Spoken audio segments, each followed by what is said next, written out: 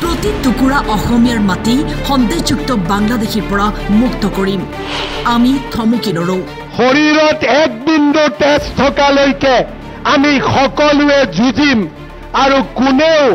আমাৰ সন্মুখত বাধাৰ সৃষ্টি কৰিব নোৱাৰে অসমীয়া জাতিৰ প্ৰতি টুকুৰা ভূমি আমি বেদখলৰ পৰা উচ্ছেদ কৰিম জাতিটোক আত্মনিৰ্ভৰ কৰিম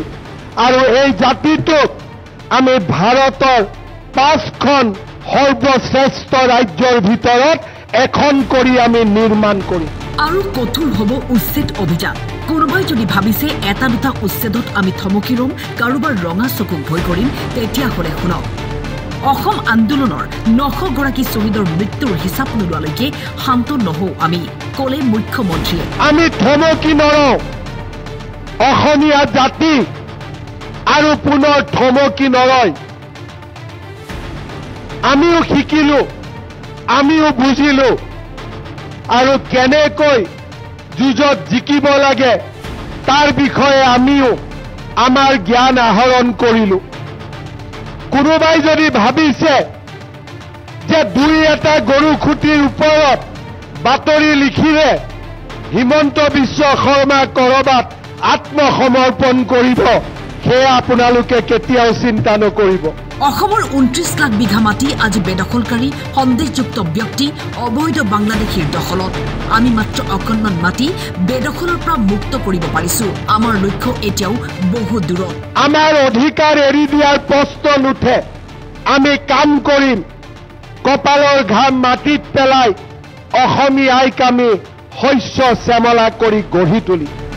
এই মাটি আমাৰ এই ভূমি আমাৰ এক বিন্দু তেজ থকালৈকে আমি যুঁজিম লাচিত বৰফুকনৰ পিছত আমি পুনৰ সেই মোগলক আকৌ এবাৰ পৰাজিত কৰিম গৰুখুটিত উপস্থিত হৈ মুখ্যমন্ত্ৰী ডক্টৰ হিমন্ত বিশ্ব শৰ্মাৰ মন্তব্য নৰিয়া দেহেৰে লাচিতে মোগলক পৰাজিত কৰিছিল আৰু আজিও আমি সেই মোগলক আকৌ এবাৰ পৰাজিত কৰিম এই কথা সকলোৱে শুনি লোৱা উচিত আমি থমকি নৰওঁ অসমীয়া জাতি আৰু পুনৰ থমকি নৰয় আমিও শিকিলো আমিও বুজিলো আৰু কেনেকৈ যুঁজত জিকিব লাগে তাৰ বিষয়ে আমিও আমাৰ জ্ঞান আহৰণ কৰিলো কোনোবাই যদি ভাবিছে যে দুই এটা গৰু খুঁটিৰ ওপৰত বাতৰি লিখিলে হিমন্ত বিশ্ব শৰ্মা কৰবাত আত্মসমৰ্পণ কৰিব সেয়া আপোনালোকে কেতিয়াও চিন্তা নকৰিব শৰীৰত এক বিন্দু তেজ থকালৈকে